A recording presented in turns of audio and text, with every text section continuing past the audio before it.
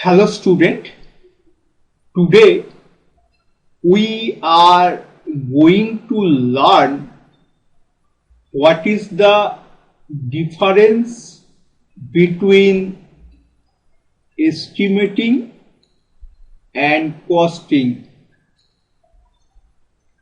This is estimating, this is costing. Number one, estimating is an activity to find out probable cost of product.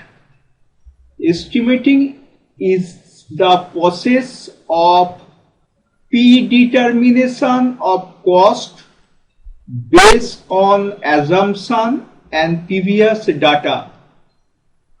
Number one, costing is an activity to find out the actual cost of product. Costing is the process of determining the actual cost of product after knowing the expenses during manufacturing of the product. Number two, estimating is done before the actual manufacturing start. Number two, costing is done after product is manufactured. Okay. Number three, estimating, it requires high technical knowledge. Estimating involves lot of assumption and technical calculation. Costing, number three, it requires knowledge of accounts. It requires a good knowledge of accounts.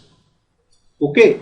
Number four, estimating, it is done basically an engineers.